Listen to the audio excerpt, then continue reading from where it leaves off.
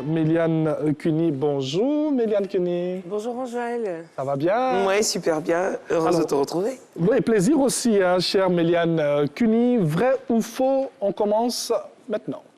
On va partir avec le docteur Louis Fouché.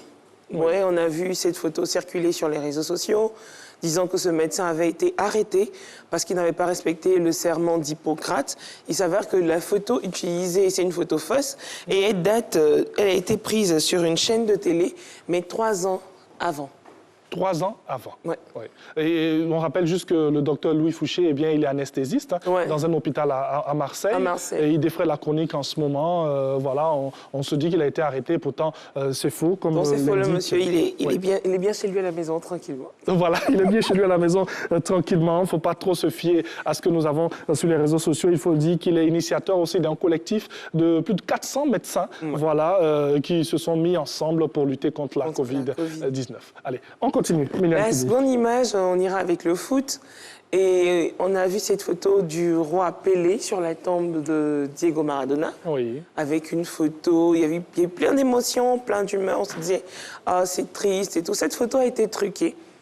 C'est pas une photo Cette photo, c'est la photo. Elle a été prise sur Getty Images. Donc on a récupéré l'image et on a fait un montage. On a juste modifié la photo, rajouté la photo de Pelé. Sinon, cette photo n'a jamais existé.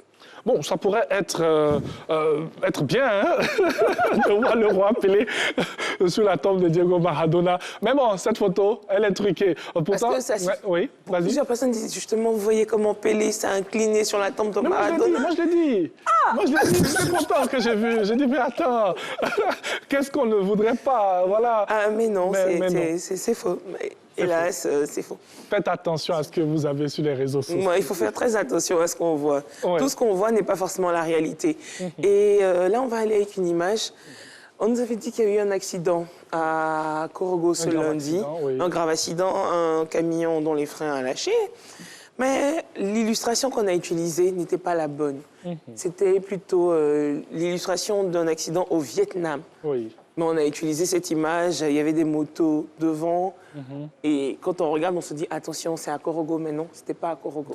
Il y a eu véritablement l'accident, mais on n'a pas pu faire de vidéo, on va dire. Oui. Donc tout ce qui circule sur les réseaux sociaux illustrant cet accident, c'est pas vrai. Donc vous voyez un gros camion remorque là qui percute des personnes à moto tout simplement, qui sont à un feu. Et on voit que vraiment c'est un tout le monde se met à crier. C'est au Vietnam, c'est pas ici. C'est pas ici. Et vraiment malheureusement aussi on a ce genre de cas. Et l'accident a eu lieu le 1er février 2019 au Vietnam. Et pourtant nous on l'a attribué. Nous on a attribué ça à Corogo. On a dit que c'était à Corogo.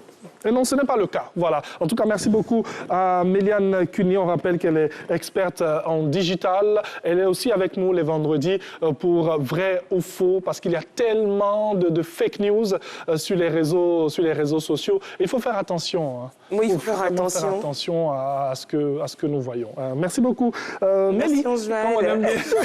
Comme on aime bien l'appeler, voilà. Nous sommes déjà au thème de cette émission. Merci à Anne Zelika Eoura,